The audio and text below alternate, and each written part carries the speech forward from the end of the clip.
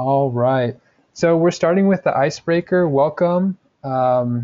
Greetings from the VP of Educational Pathways for Postbacs from MiMentor. And we're going to be starting, I know I already said this, but we're going to be starting with this icebreaker. And if you can type in your answers to the chat box. I know Cecile, who I've known since, I think if it's the same Cecile, I've known since I was a kid, since we grew up in the same city. Let's see. Where's my question thing? Okay. Cecile, is that Cecile from San Gabriel?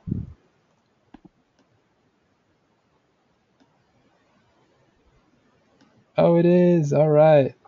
Cool. So then, welcome and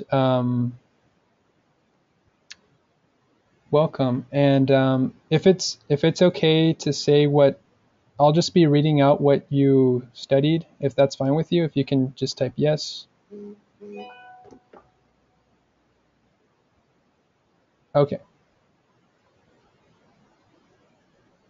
All right. So then, okay, so Cecile studied biology, graduated last year from Cal State LA, and is currently working as a phlebotomist and heart monitor at the San Gabriel Hospital.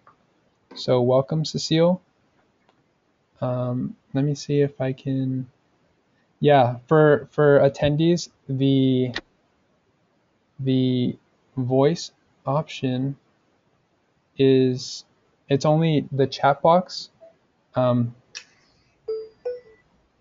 That's kind of how this GoToWebinar works.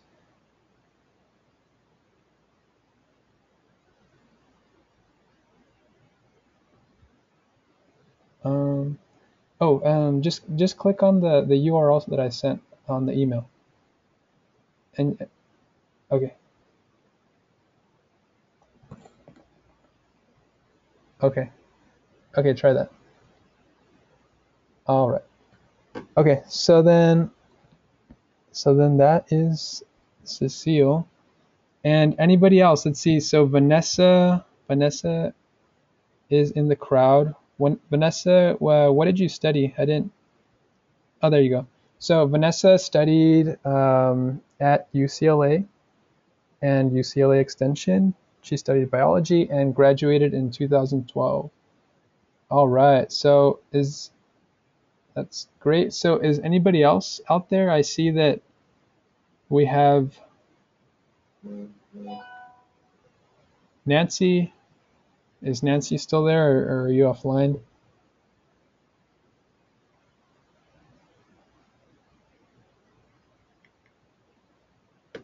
Okay, Daisy is back. Daisy, make sure you you turn on the sound.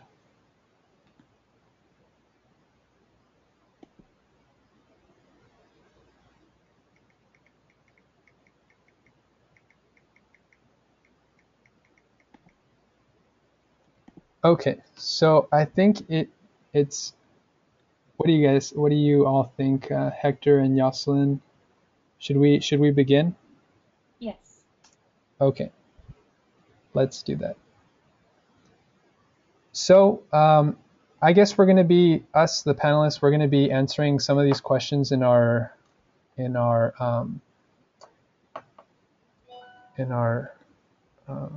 blurbs that we're going to be reading out. So let me do something real quick. Oh, I can unmute everybody. What? I didn't know I had that ability. Okay, you're all unmuted. Can you all hear me? Yes. Perfect. Yeah, I didn't know that was all possible. Okay, that's even better. So for anybody who is here currently, and I read your profile with your name, where you're studying, and what you've been doing. If you wanted to add anything else, just so we can hear you, that would be good too. And it would be great if you can just say your name before you say anything else.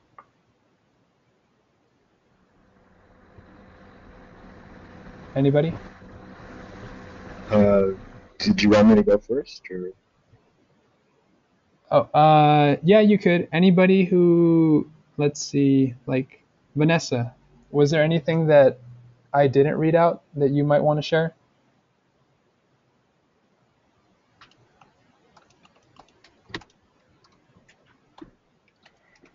Or is that all good? Okay.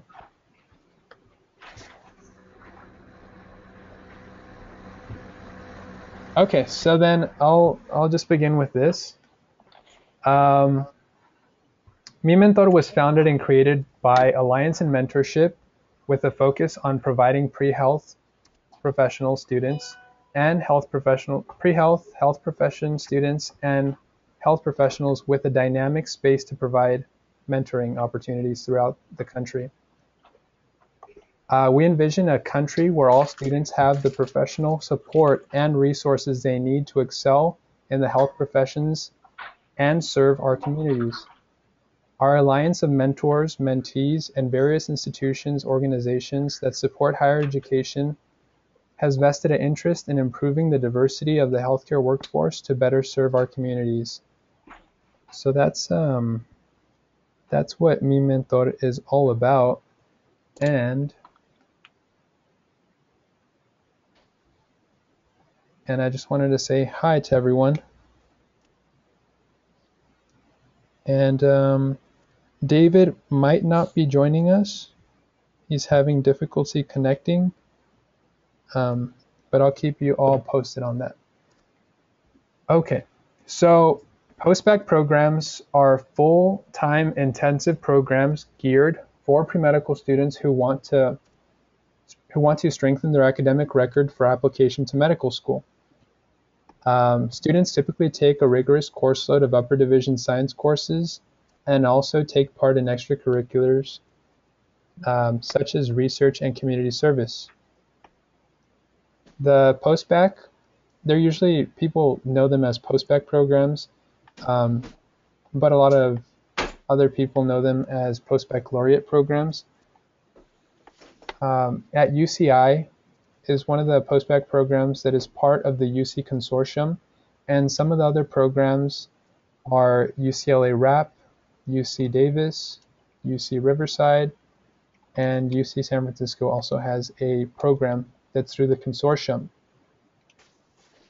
Charles Drew and USC, as well as other private schools, also have postbac programs. And the Cal States, I know that Cal State LA and some of the other Cal States do have postbac programs as well. Postbaccalaureate programs, whether they are a 1-year program or 2 years, are an investment in your future. So we're going to talk about our experiences throughout this webinar, and we will also be answering questions at the end of the webinar. For anybody who has any kind of question you may have, feel free to ask, whether it pertain to financial aid, if it has to do with doing research, if it has to do with the specifics about postbac programs, feel free to ask. But it'd be great if we can wait until the end for those questions. So why do we do a postbac? Some of the reasons we do a postbaccalaureate program include, number one, to be able to strengthen our academic record. That's the GPA and MCAT. And you strengthen the GPA through taking upper division courses. Many times, I know the other speakers can chime in if they feel like chiming in and talking about it. But many times in the postbac programs, you usually take upper division biology courses and any kind of pre-med requirement that you haven't taken yet. There are also upper division bio classes that you take, and many do pertain to what you'll be seeing, or they have to do with what you'll be seeing later on in med school. For instance, I know at UCI and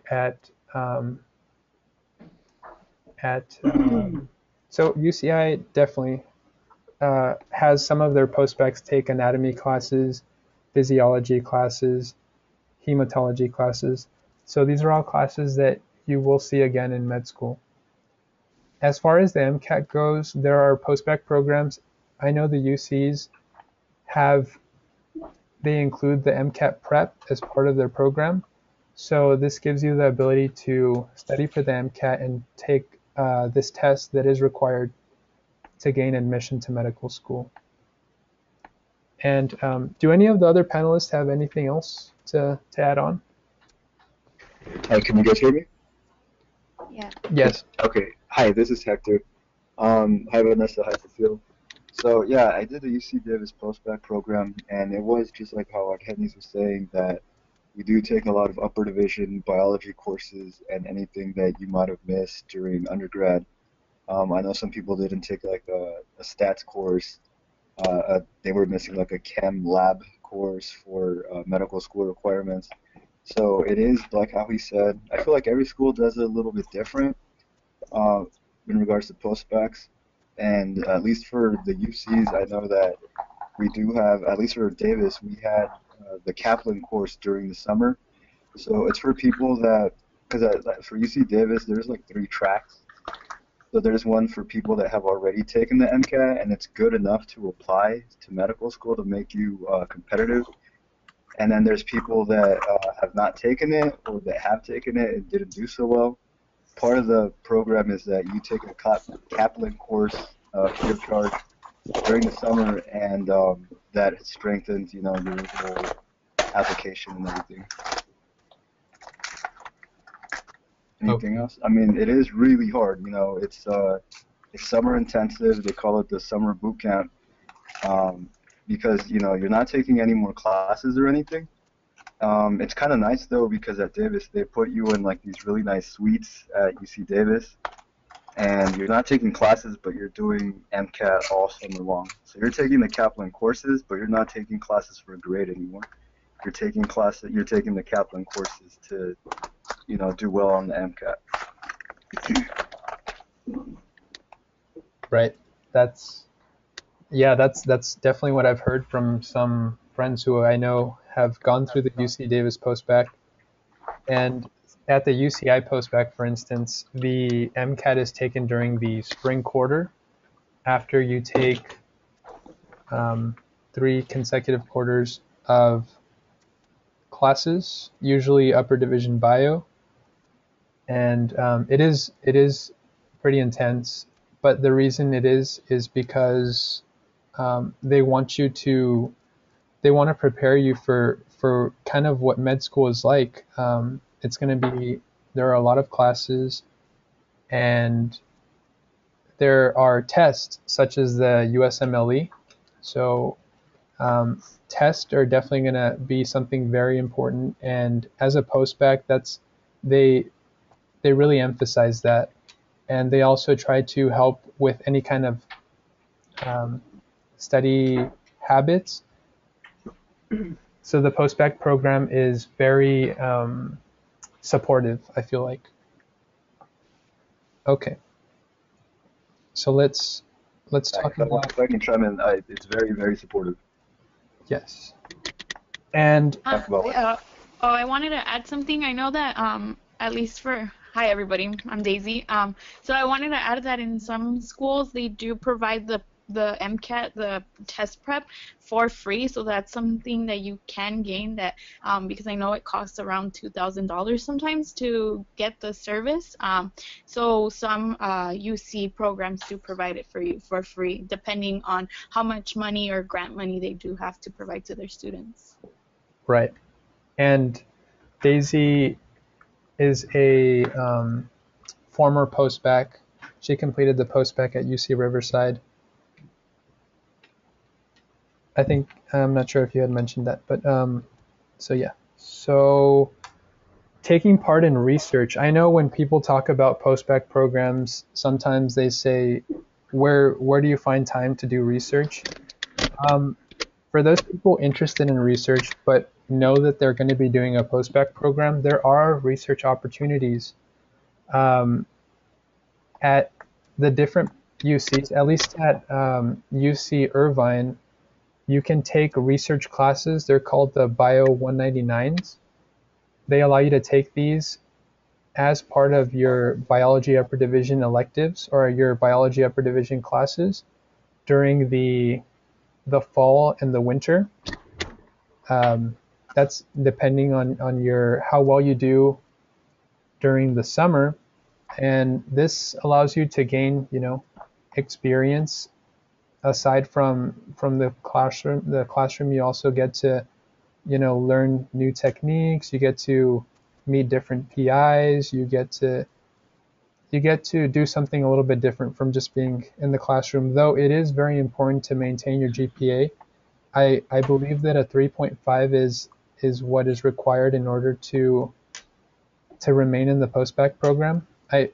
Is that how it is at the other postbacs, Daisy and Hector and David?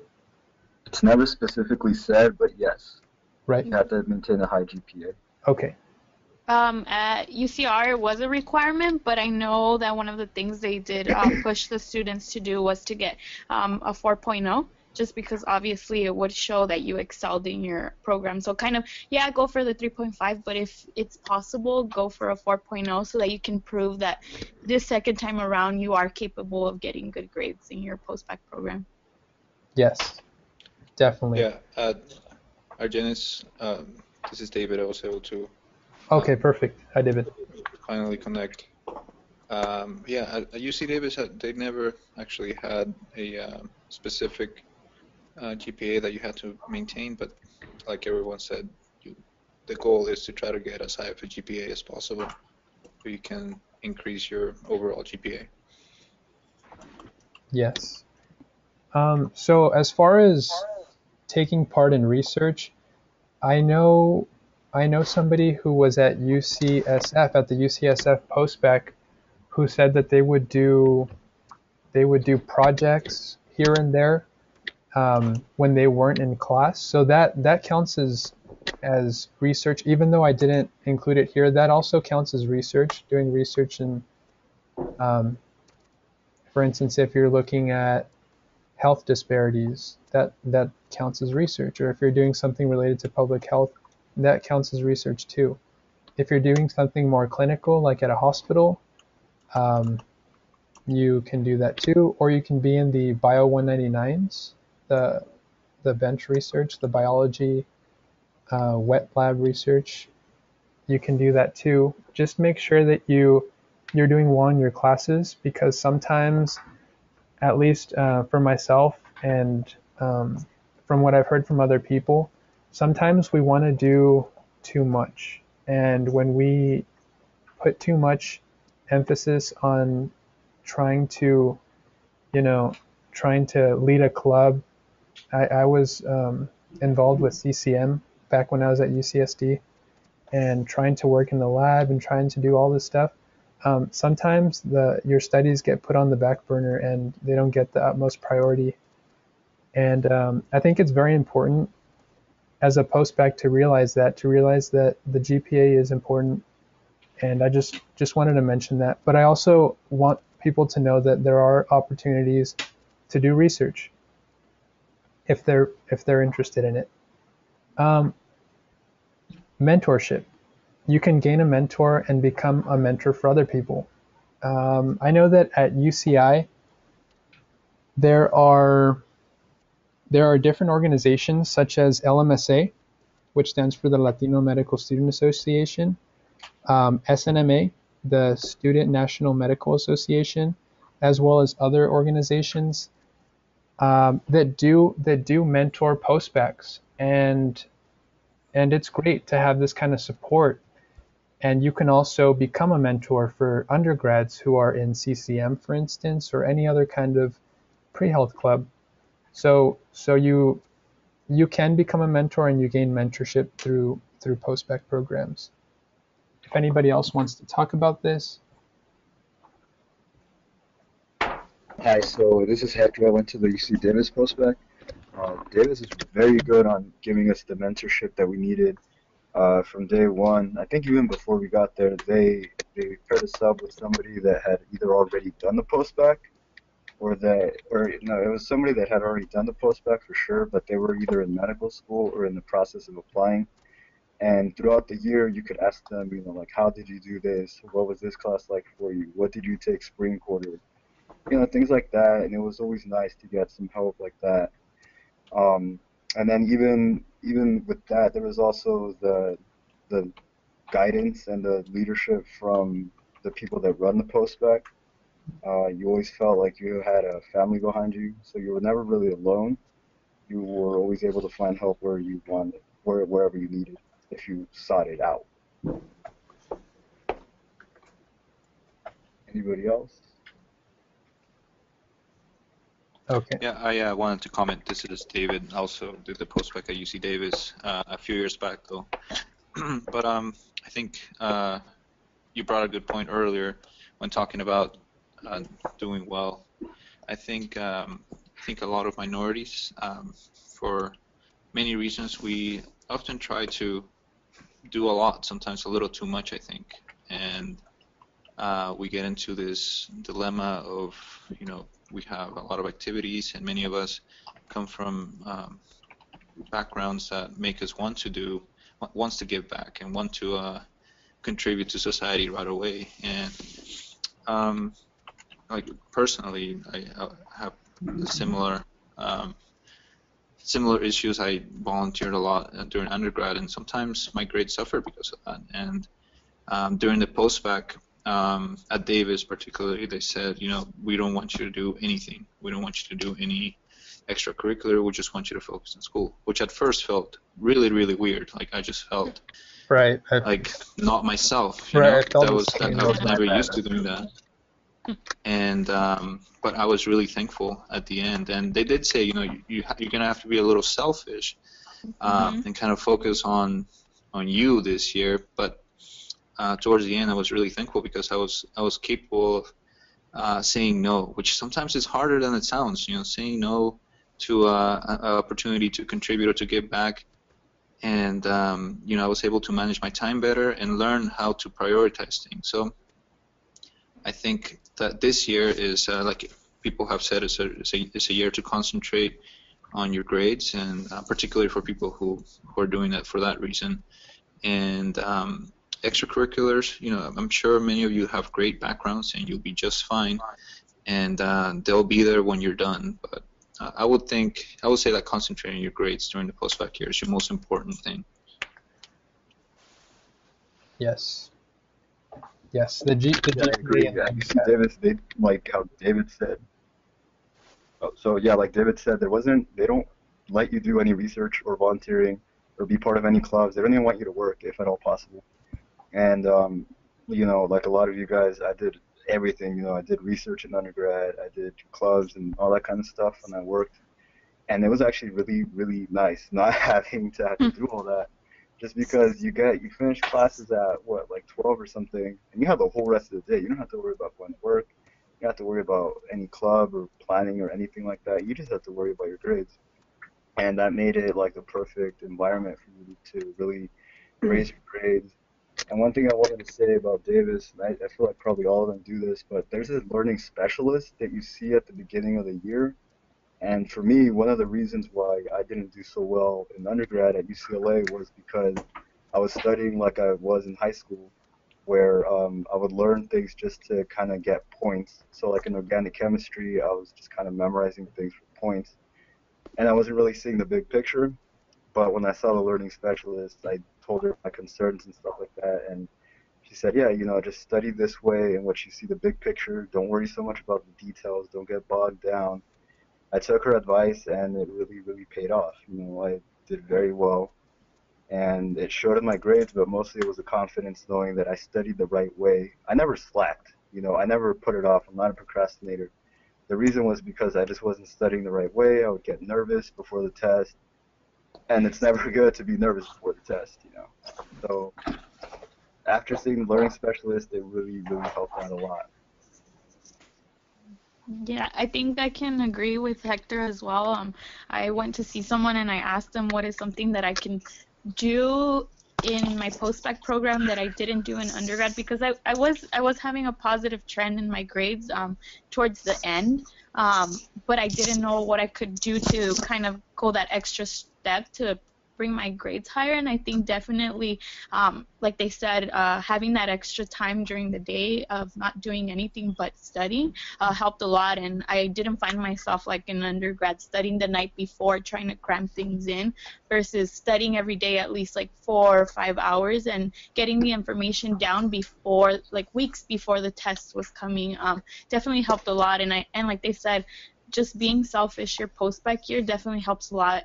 At UCR, we were also not allowed to have jobs. We weren't allowed to do much, but they did provide us with mentors that were physicians already, and I think that also helped just getting a viewpoint from somebody else that was already in the field, and kind of getting to know what they were going through. And then obviously the people in your cohort, you finally get a small amount of people that have the same goals as you, that have the same ambition as you, and then you guys kind of figure out what it is you guys need to do to get your grades better, and you guys kind of feed off of each other during your post-bac, and they help you figure out new studying techniques as well. So I thought that was really helpful.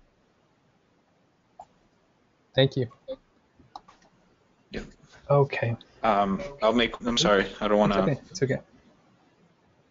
I don't want to belittle I don't want to beat a dead horse sort of thing, but I do think that without having to do so many activities, you're able to, like they said, like go to office hours, as opposed to other times where I'd be working or something like that. I'm able to go to the library and spend a few hours doing that. So I think you gain a lot by, like I said earlier, just concentrating on school.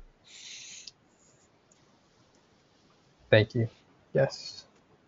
So then, okay, so we're going to be going into the individual profiles. So hi everyone. My name is Argenis Ruvalcaba, and I included my middle name, I guess, when I was typing this. I'm originally from Los Angeles. I was born at El General and raised in San Gabriel, in the San Gabriel Valley, and that's east of East LA. So geographically speaking, that's east of East Los Angeles. I completed my studies in biochemistry, biochemistry, cell biology, and psychology while working with the TRIO Student Support Services program at UC San Diego. So like many other people said, as an undergrad, I was studying and working, and this, even though at the time I felt was something I had to do, this did have an impact on my grades. I was also very involved in CCM at UCSD. So CCM stands for Chicano Latinos for Community Medicine, and it's the equivalent of what CHE has in Northern California, or what CHE is in Northern California. I served as a research coach. So this is what I was talking about when I talked about research. So during my post-bac, I got a little bit involved with some research, and right after finishing up my post-bac, I actually became a research coach and an RA for a program that the med school has for high school students interested in science and medicine. So I was teaching students how to pipette and how to take data and how to, conduct an experiment. I was doing that, and I helped them, or we all published a paper together. So that was something I was able to do because of my post-bac program. I'm currently an AmeriCorps member. So for all of those who don't really know what AmeriCorps is, it's kind of like Peace Corps, but domestic. You serve in the country. And I serve through the health education department at AltaMed Health Services and at the PACE centers. So the PACE centers are the senior centers, and I've been able to work on a health intervention program. I've served as an arthritis exercise instructor, as a salsa instructor for all of those people who like to dance. Yes, salsa. And I'm currently applying to med school this next application cycle, and I'm interested in in medicine and public health. So that's me, and I'll go to the next person. Oops.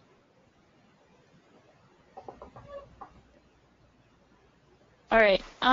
So hi everybody. So my name is Daisy. I grew up in South Central and Lincoln Heights. So I've been kind of back and forth from there. I still live in South Central. I went to high school in Huntington Park. For a lot of people, my family was always this kind of like this misconception that in South Central, obviously, it was harder to get an education, so I had to go to Huntington Park to go to school, just because of the situation that was going on at the time. And then I graduated from HP and I went to UCR. My grades weren't that good during my first year, and after my first year, they got a little better. So I started working a little bit harder for my grades, and during undergrad I was involved in a Latino program with the Chicano student program. I was doing research, I did clinical care extender, so obviously like a lot of the people that we're speaking to right now, I had a lot on my plate and I was trying to run around like a chicken with its head cut off, trying to do everything that I could, just because it's the type of person that I am. And obviously my grades suffer because of that, but obviously most of those experiences were things that I'm able to take with me now and that I've learned a lot. So because of that, I also stayed 5 years, but I got my bachelor's in biological sciences, and I also got I double majored in cell molecular and developmental biology. So after my 5th year, I decided that I needed a postbac to get my grades better. So I ended up applying and I got into UCR postbac. So I did that for a year. I didn't really do much during my postbac year. Worked with Planned Parenthood a little bit. Like I said, I focused on myself that year, and now I'm a coworker with Argenis as well. So I work with Argenis in the AmeriCorps program at the Altamed Health Services, and what I do is I'm a reproductive health educator. So I go into many of the high schools in East LA or Bell area, and I teach reproductive health to the high school students, so hopefully preventing unwanted pregnancies in teens. And then we also have a teen clinic where our teens can come in and we can provide services for them, like giving them condoms or birth control if they need it. So yeah, that's me.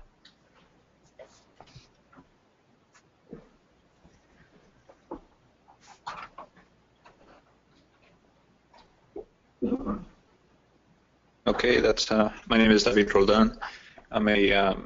Now I'm currently a 4th year medical student at UC Davis. I did my postbac in 2010 at Davis as well. I was born and raised in Ecuador, and when I moved to the U.S., I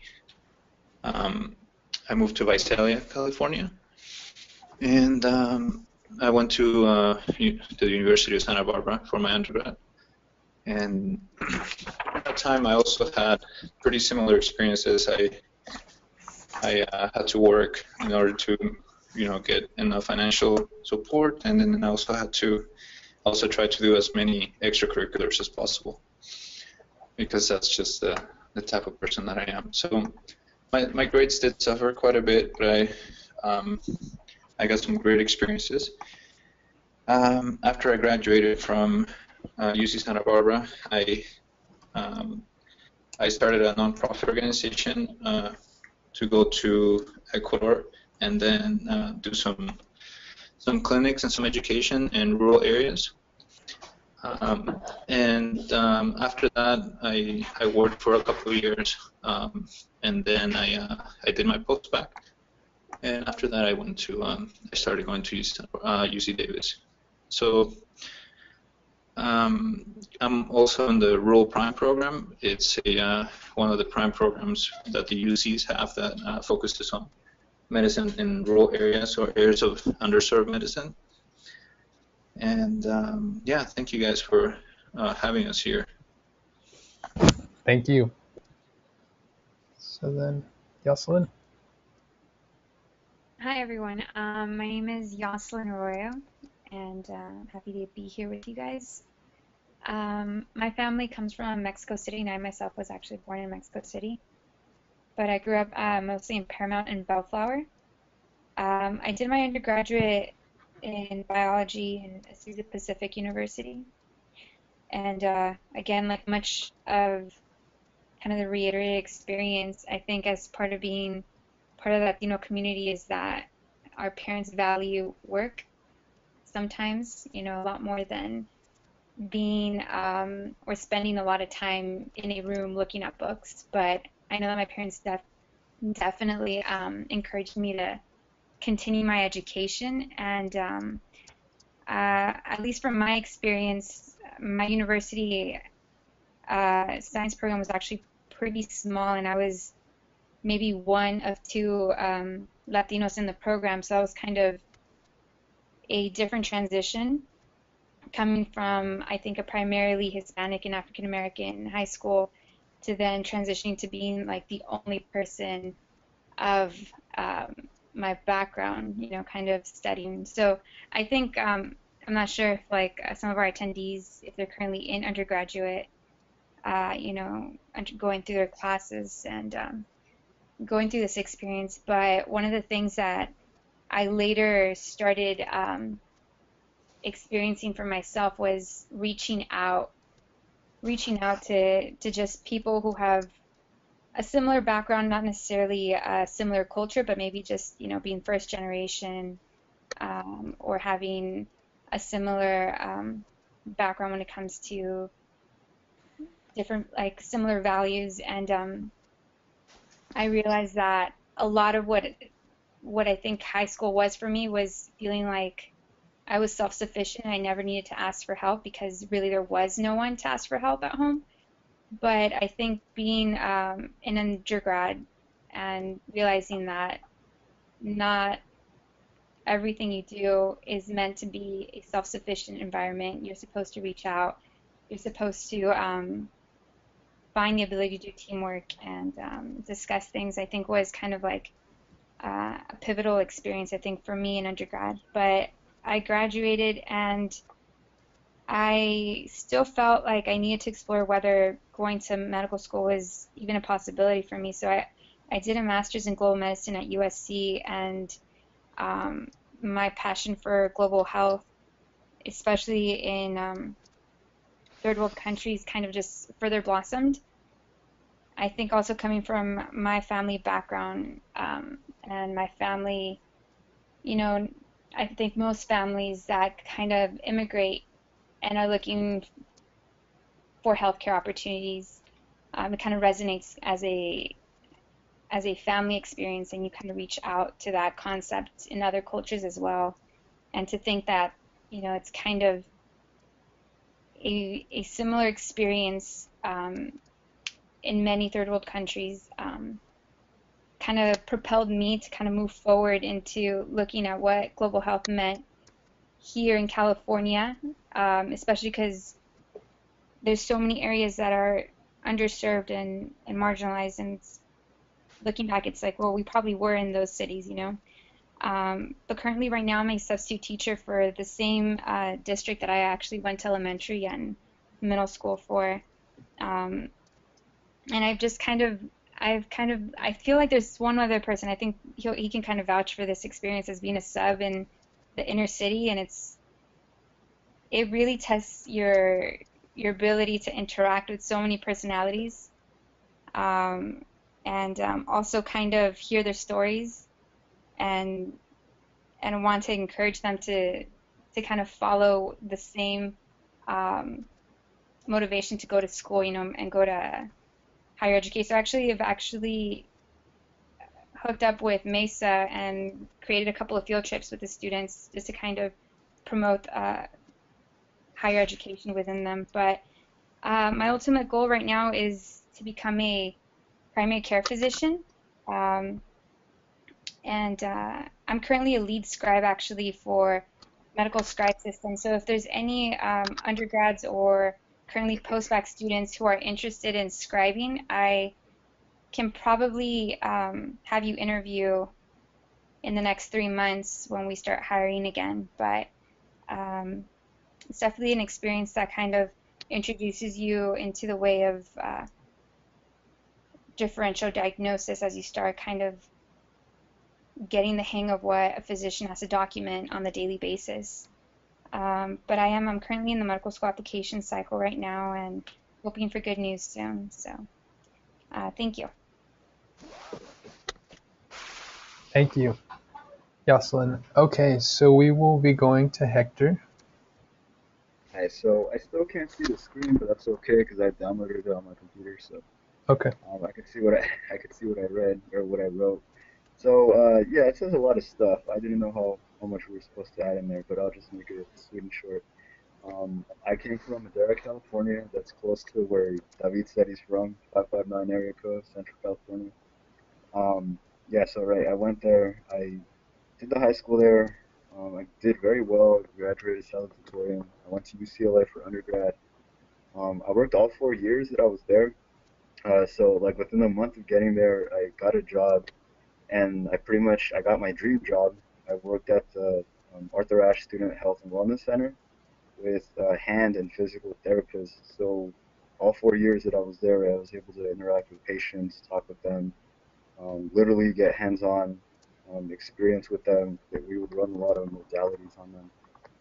Um, After that, my second year, it says right there, I was part of Metra, but I really was more active in the Rasa Youth Empowerment Project my sophomore year. So we would bring kids from the inner city and bring them to UCLA every 1 or 2 weeks. We even did a field trip with them where we took them to NorCal and saw Berkeley, Santa Cruz, the UCs from up there.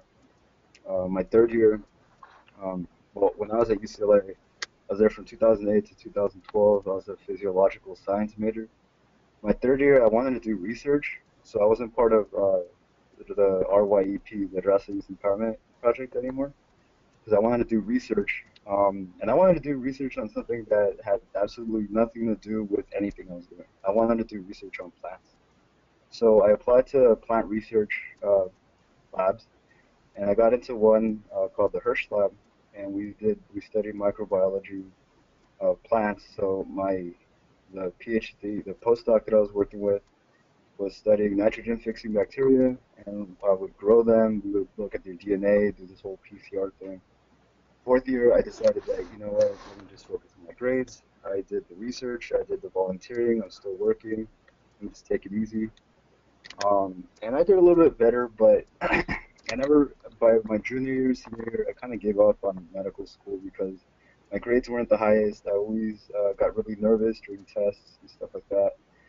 And although I never, ever, ever slacked, I was always on it, but for whatever reason, I would always get really nervous during tests. So I actually went to chiropractic school when I graduated from UCLA.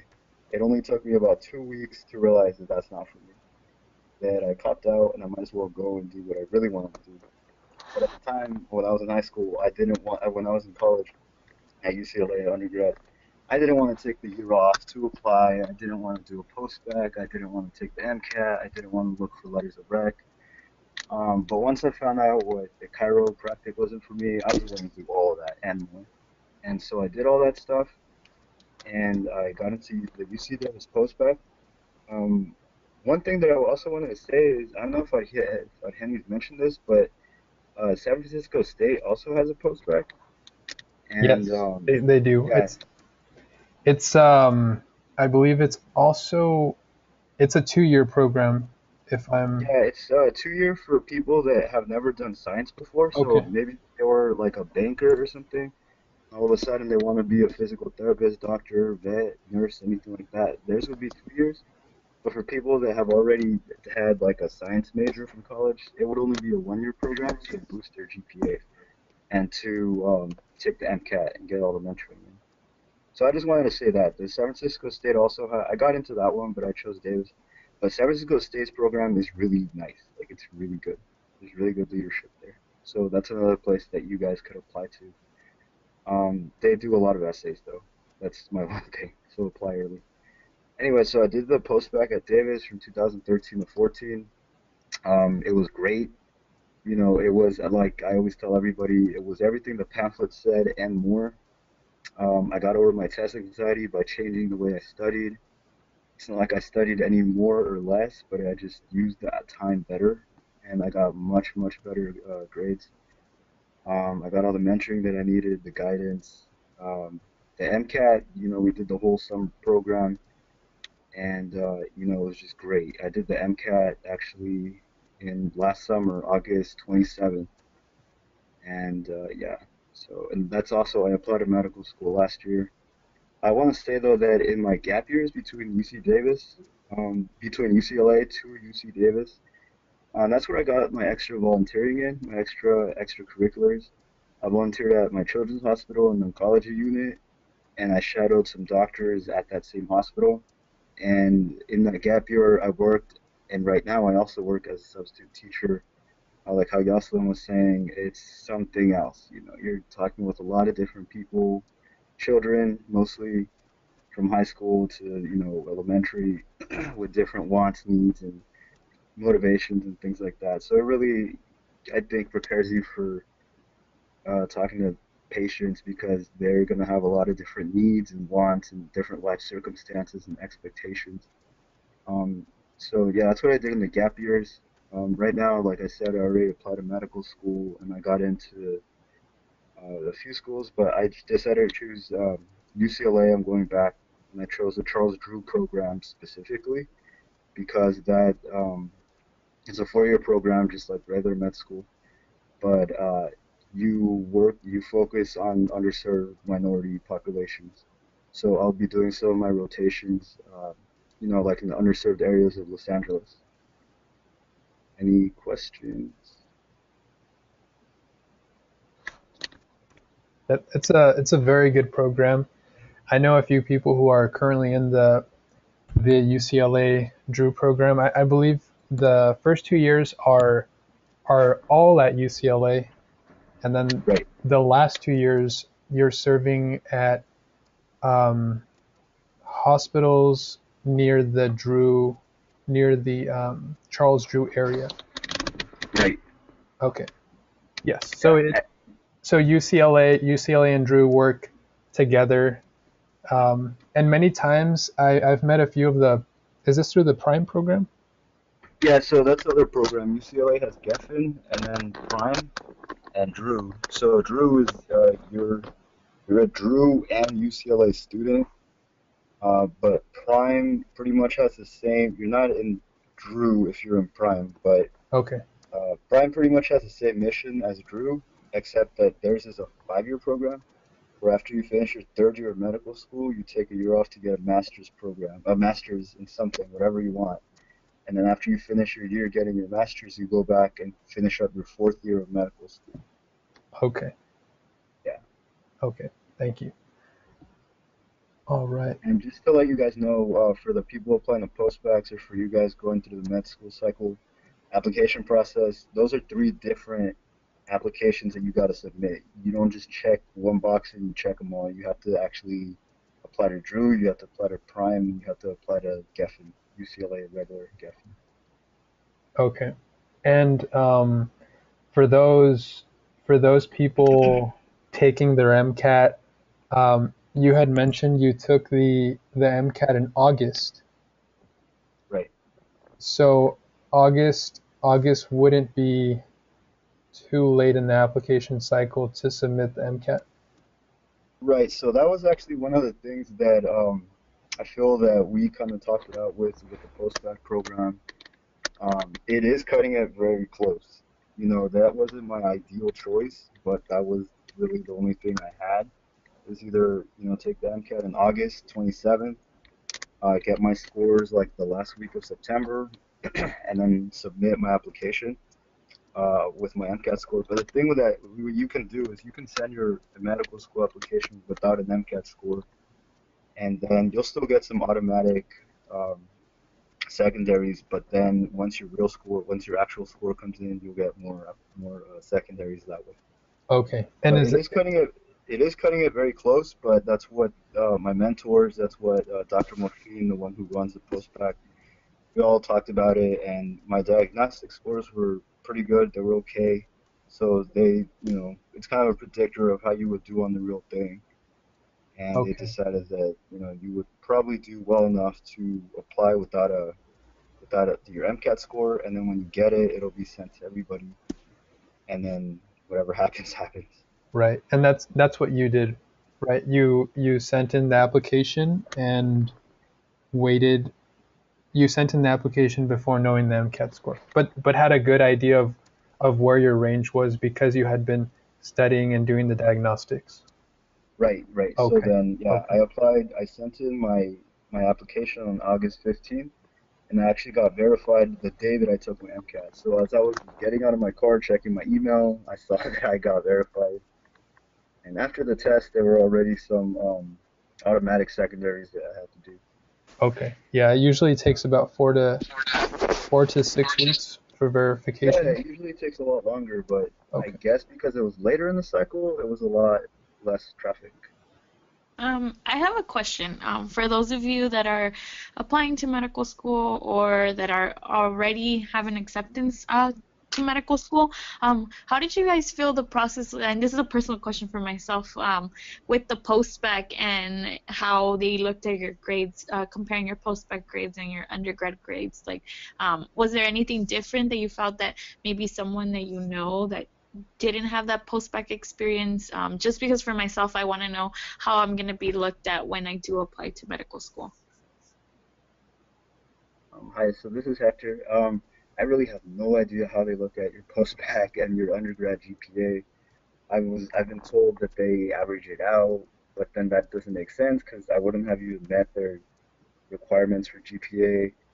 I heard that they kind of count the post-bac GPA. They weigh it a lot more than your total undergrad, or they might only count or they might weigh like your, I don't know, fourth or fifth year of undergrad, and then your post-bac year a lot heavier than your other years. I really don't know. Everyone that I talked to, they kind of gave me a different kind of answer.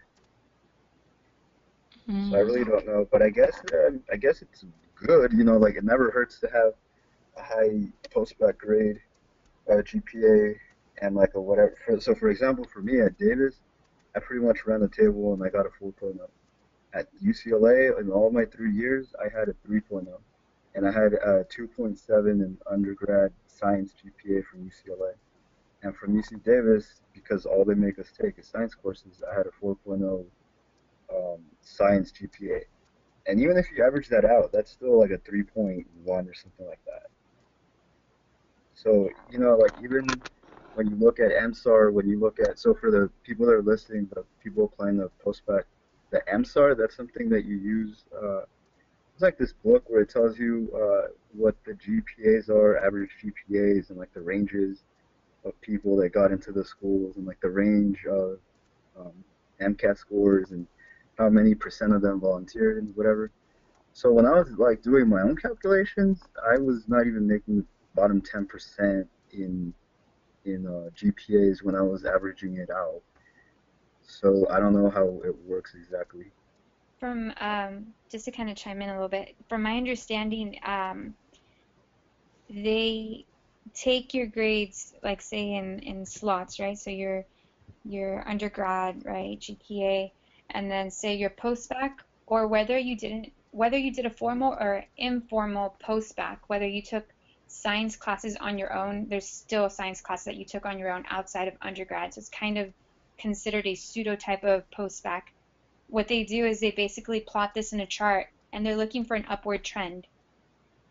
So if they see that in undergrad you didn't do so well, your freshman year, maybe your sophomore year, but then your junior you start kind of creeping up, getting better grades. Senior year you start creeping up, but even with your senior year grades, maybe they weren't the best enough to average out a really nice, solid undergrad GPA. When you do that informal or formal post-bac program, those science classes then become this, new slot of grades. And if you can maybe get a 3.6, 3.8, or, even a 4.0 in these science classes, what they see is like, hey, this person is like, their trend is an upward trend. Their trend is showing promise. Like you're only going up is what they see. So some schools I feel are better at looking at the overall person and looking at this trend and saying, hey, this person, you know, let's give them a shot, let's give her a shot because, um, you know, they not only did they have excellent extracurriculars, but you can see this person hasn't, you know, given up. Their grades are, you know, only A's now during their post-bac, or mostly A's at least, you know. Um, and so some schools I feel are better at really looking at the person as a whole as opposed to, you know, like small pieces of who they are. And so uh, I think just speaking from a different experience, I didn't do a post-bac that was formal where I was, you know, given an MCAT, you know, testing course or such, but um, I did apply actually to the Postbac consortium, and I didn't land a spot. So I remember feeling a little bit down about that, but you know, part of being a pre-med is you don't want to give up on that dream. So I started looking for classes in state schools, and you know, they were impacted. So I was like, oh great, like my dream's gone. But you know, I went to extend an extension program essentially. I started paying for my classes. You know, it's a little bit hard to do sometimes. You know, I can't take too many classes because it gets a little hefty. But I took my science classes. I did well in them, and you know, I feel like there were some schools who looked at that and said and gave me a shot, you know, for interviews. So I feel like that's kind of the way it works, especially if you're not in a post-bac program where you get a lot of help. You know, it's better to be in a post-bac program, I would say. But if you can't, you know, and you don't really have the resources to wait, um, then taking classes on your own and just making sure you absolutely do well in them, kind of gears you towards that same direction. Right. I have a question from Vanessa. I think she was in the library. So her question is for Hector, asking what helped you with the test anxiety, and also what practical changes did you do to alleviate the nervousness? Hi, can you guys hear me? Yes. Can you guys hear me? Okay. Um, right. So I was already typing some stuff out. So what I did at UCLA was I was already trying to get some help. So actually went to go see a psychologist at the CAPS program. So that's the psychological student services thing. And really, what she said kind of helped me a little bit. She told me to, just relax. It's not the end of the world if you get a C, stuff like that. And it kind of helped. But what really helped me was when I went to the postbac and it was required that all of us had to see a learning specialist, and it was great because, you get to see if you have like ADHD or like dyslexia or something. One of my friends found out that he was dyslexic, so a bunch of his stuff finally made sense. That he was able to, focus on numbers and they would be all squiggly and stuff like that. So it's nice knowing, at least for me, that I didn't have a learning disorder. But what she told me that really helped me is that we did a test where it's to see if you're like what you're kind of studying with is the best. So if you're one of those people that has to write, I forgot what that's called, but if you're one of those people that has to write, one of those people that has to listen, so like podcasting and stuff is really helpful for you, or if you're one of those people that's very visual. So it turns out I was extremely, extremely visual. Excuse me. So what I did was I started doing things that would help me. So I would always focus on pictures like diagrams and stuff like that. And like I was saying in my typing that I was doing right now, is that um, I really focused on the big picture. Like I was saying, when I was in high school, you could get away with memorizing stuff, but in college, in undergrad, it didn't work out that way. Memorizing structures just to get a few points in OChem memorizing some hormones and biology, it just doesn't cut it. You have to focus on the big picture. You have to study, like, okay, I'm studying the kidneys. What's their whole purpose? Okay, it's to, filter out your waste and stuff like that. Okay, well, how does it do it? And then you go down that way. That's why I call it the top-down method. You look at the big picture, and then you kind of go down to the littlest detail that way. And it's a lot easier to memorize hormones and stuff like that, or pathways, when you really understand the big picture. When you look at metabolism and you see glucose and then how it has to go all the way down to basically making ATP. If you know the big picture of how it gets broken down and why the structures are the way that they are, memorizing the names is a lot easier. Memorizing where things could go wrong is a lot easier once you see the big picture. And it kind of goes for almost anything that you study. If you look at the big picture and then you go down to the details. So I felt a lot more prepared. And because I felt more prepared, I wasn't as nervous when I took tests. So because I really was prepared and I wasn't stressing so much because I did feel prepared, I did well, like on the first round of midterm. And then once you start seeing those A's, then, or that improvement, it's like, okay, I did it before, I can do it again. So then you do it again, and then it just, it snowballs, and it's a really, positive change that you see in yourself. But it's scary though, because you have to change the way that you studied. It was like a leap of faith. It's like, I studied this way, memorizing stuff. What if they ask me a question on something that I didn't memorize because I was so busy looking at the big picture? That like never happens. you you really just have to focus on the big picture and why it is that the processes are happening, and then because of that, you're able to basically understand the big picture. So when someone asks you a question, you can answer it. But then it's a lot easier to memorize the smaller details, and you get a better appreciation and understanding for whatever it is that you're studying, and you feel more confident because you do feel prepared, and it turns out you really are prepared, and then you do well on the test. So that's how what I did, and I mean those were the practical changes, studying from memorizing to like seeing the big picture.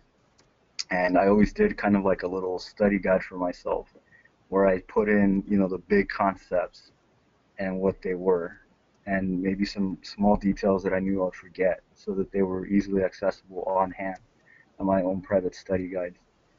And did it alleviate or did it help me on the MCAT? I would say I kind of did. Just the MCAT is so different, and they could ask you virtually anything that you've ever seen, that it just kind of, I don't know if that's applicable for that really.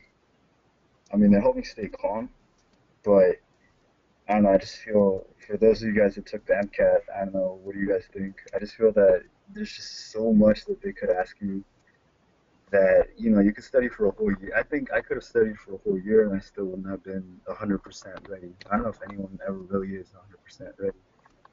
You're just Um, kind of ready as you'll ever be, I guess. well, in terms of the MCAT, I feel I took the old MCAT and I'm Same taking here, the yeah. yeah, I'm taking the new one. Um, the new one definitely I feel like it is a bit nicer in the things that it expects out of you, but it definitely takes a toll on your body, just physically and mentally.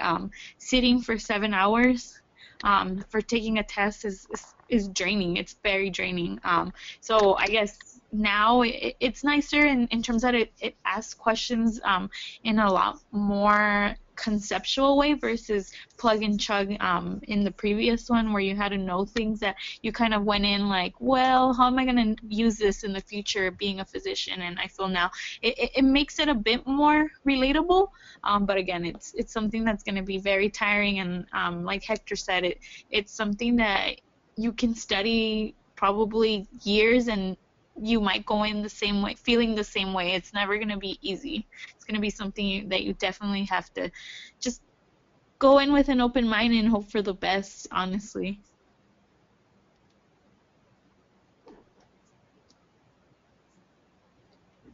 All right. And with that, we go to the inspiration slide. Let's see. Let's go back. There we go. So some of the quotes that helped me get through the postbac program, and everybody else, you can also include a quote if you like. One of them is, "When you want to succeed as bad as you want to breathe, then you'll be successful." For those who like to work out, maybe they know this speaker, Eric Thomas. Yes, I, that's actually exactly what I used to listen to studying for the MCAT and the yeah, postbac. yes. So Exactly that. you have to find, whether it be music, whether it be I don't know, if you find something that helps you remember why you want to go into medicine, um, keep that with you, and it'll help you get through the MCAT. It'll help you get through your classes. Hopefully, it helps you get through med school and residency and everything else that we still have to get through. Um, and then the other quote is, "We cannot seek achievement for ourselves and forget about progress and prosperity of our community. For our community, our ambitions must be broad enough to include the aspirations and needs of others for their sakes and for our own." And that's from Cesar Chavez. So I know we were saying, most of us were saying that we want to do something for our community, and we want to volunteer, we want to join this club, and we want to become the president, and we want to do all this stuff. And that's great. The only thing is, you have to remember that when you're doing a postbac, you're there to get good grades, to do good on the MCAT, to really strengthen your application. But it is also important to not forget that you will still be able to serve your community. Once you get into med school, finish med school, and that's when you'll be able to continue serving the community once you finish your postbac program. So with that, so you can ask us any questions that you may have. I think for the most part, everybody can actually talk. I've unmuted everybody. And for those interested in AmeriCorps, serving for AmeriCorps, either through Altamed or through just AmeriCorps in general, if you want to leave your email, I can forward it to my coordinator, the person responsible for the recruitment, and yeah, we can take it from there. Or for anybody that's interested in the scribing, you can contact Yosselin. For anybody who has any kinds of questions for a particular speaker, just let them know, and we'll take it from there. So this is a question and answer session, I believe. I just want to put in a couple of things. Sorry, this is David talking. I just want to say a couple of things. One, a quick little plug. As I mentioned earlier, I have an organization that goes to Ecuador every summer. So if anybody's interested in going to Ecuador for a few weeks during July, please contact me. My email is right there. And one last thing, talking about inspiration, and I feel like when you're really, really down, it's when you need sometimes a little bit more inspiration. And I just want to say that when I had a kind of a hard time getting into medical school, I actually applied to medical school before the postbac, and I applied, widely to medical school, DO schools, and I got rejected by every single one. So I remember that time, looking back right now, I can smile, but during that time, it was pretty dark. It was pretty frustrating and discouraging. But if anybody who's listening has like a similar time, now I'm starting my 4th year of medical school. I'm pretty close to my dream, so don't give up. I thought my chances were shot. Many people were telling me the same thing. So if anybody has any questions about either one of those things, feel free to contact me. Thank you. Okay. So anybody else, any one of the panelists, if they have any kind of anything to say, if they have a plug about an organization, if anything, you can say that. Or if you are listening to us and you're an attendee, you can ask us a question too. I know someone can't talk because they're at the library, but you can type it into the chat box as well, and I'll read it out loud. And maybe Yeah, we so yeah. Go ahead. Oh, and maybe we can or we'll just finish once everybody is done with their questions. Okay, so I was just answering Vanessa's question, where she asked how many classes do you take in postbac. So for us at UC Davis, it was typically 3. Some people actually did 4, but for the overwhelming majority of us, it was 3 classes. So it's 3 like actual upper division science classes, but we also did one unit or 2 unit, I don't remember, seminar class, and that seminar class was specifically and only for postbac students. So we would all meet at the Davis Medical, because our classes are at the UC Davis campus, in Davis. But that seminar, that weekly seminar class, was at the medical school at UC Davis. So we'd meet there for about 2 hours and just kind of discuss, what's going on. We would read books on, community medicine and stuff like that. Um, so, I mean, yeah, it was 3 classes, but, if you want to count the seminar, I guess you could count that as a half. But for the most part, it was 3. I feel like the other post-bac programs were also 3, right? Or how much were they? Yeah, for UCR we had 3 every quarter. And then what they did for us was that for 2 quarters you could take 2 science classes and then take 1 class of your choice. So again, like Hector said, some people did want to take more than 2 science classes, so they would take 3. It was kind of up to your discretion, whatever you wanted to do. But then you were required to take 1 quarter of all 3 science classes. So just kind of to show that you could take all science classes and still do well and still get a good GPA. At UCI, it was, so we took classes during the summer, we took classes during the fall, and we took classes during the winter, and then during the spring we studied for the MCAT and took the MCAT. During the summer, it was kind of rough. I'm not gonna lie. It was 4 classes during the summer, but these 4 classes were split up. 2 classes during summer session 1, which is 5 weeks, which goes by really quick, and 2 classes during summer session 2.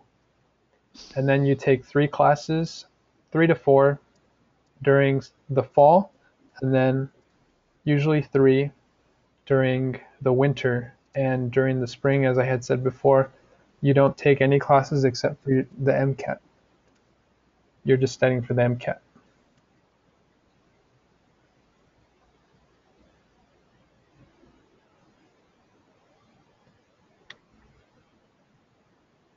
So here are our emails. You might want to write them down for future reference. And I think we have one more question for David. So it says, all of you have mentioned that the postbac helped you remain focused on academics. How do you balance it? How do you balance it all in med school? How much should you get involved when you have so much to memorize for block test and also step 1?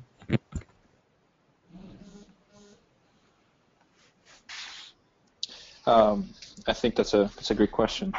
I gotta say that even though during the postbac we were sort of forced to be a little selfish, that didn't really kill my spirit. Once I was accepted to medical school, sort of my old self came into to picture, but a little bit more of a controlled self, old self, I would say. So during my first year of medical school, I was very involved in the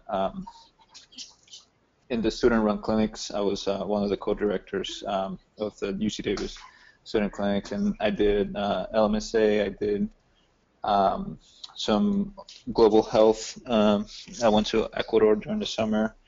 I was I'm in between the postbac and medical school. I got married, so I also had to balance, being with my wife, and now I have a daughter, so balancing all those things. So to get back to your question, I think that I just learned how to manage my time a little bit better, and now that I can still be involved in many things, but I'm more I'm a little more practical about my time, a little more. I'm just better at managing my time, and it's never an easy thing. There's times where I struggle and where it's hard for me to say no to something, and I end up getting into my old habits. But I'm able to most of the time get back to my a better my better conscience help me, and then I focus on the things that I need to do. So doing a postbac was very helpful, not just in that part. I also think it helped me with my academics, like particularly first year, when a lot of the things are basic science. Just having a very intense 1 year of science really helped me be prepared and come in with a lot of confidence, and that just kind of sort of carried on throughout my years of medical school. So that doesn't necessarily have to translate to for everybody, my advice, but I think you just have to find things that you enjoy and that you value, and you gotta make time for those things, because medical school, the whole process, it's a pretty long process. You got undergrad, you got postbac, you got medical school, you got residency, and life keeps going. Life doesn't really stop and wait for you for all these things to get for you to get all these things over with. So you just got to continue to do the things that you enjoy, and for example, for me, school is probably now my, it's definitely not my number one priority. My family's my number one priority, and then school comes in, close second or third. But I still manage to do the things that I enjoy, and that has helped me just be focused and like I said, be very practical with my time. So I hope that helps you. I don't know if I answered your question all the way, but that's just some of my experience and how it helped me. Thank you. Okay, so then, do we have any other questions out there?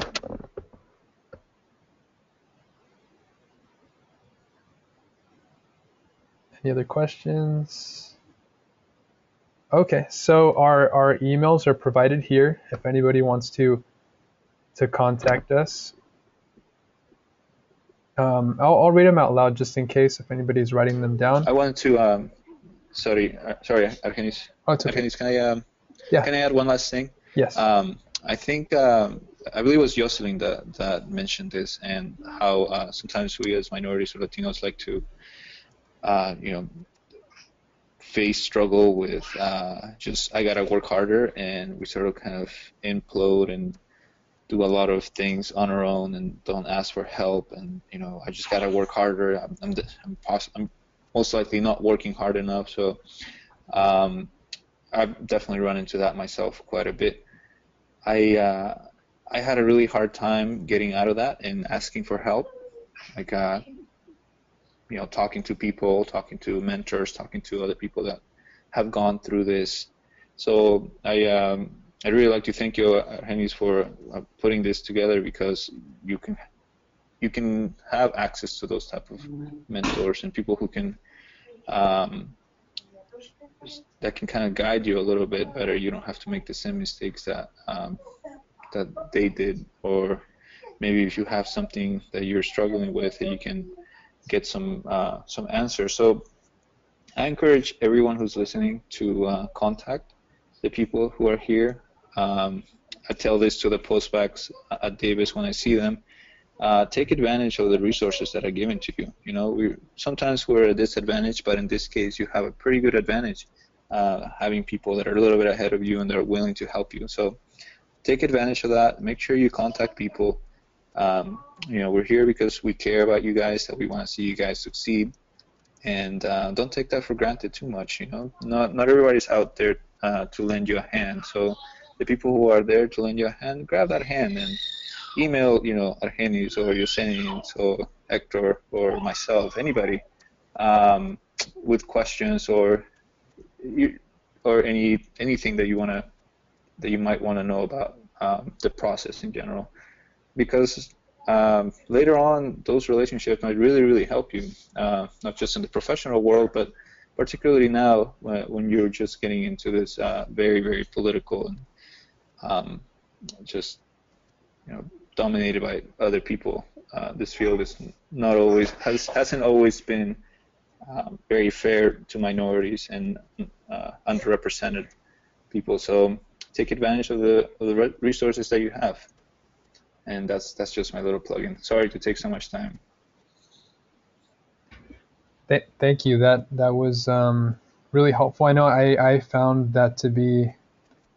I found your story to be very inspirational, and it just made me realize that I have to keep on going too. Like, I'm sure a lot of the attendees that are going to be hearing this presentation, since it's being recorded, and hopefully more students, not just the ones that were, you know, listening right now. Hopefully more students will listen to this later on. And I just wanted to again thank everybody for taking part in this. And let's see. So that's it. Since we don't have any more questions, we'll be finishing this webinar a little bit earlier than expected. But thank you, and have a good week. Thank you. Yes. Okay. So then, in order to sign off, I think we can. Thank you. Same to you. Okay. I think we can just press the X button, and that'll automatically close the webinar. All right. Bye, everyone. Bye. Bye. All right, thanks, Argenis. Did a great job. All right. You too.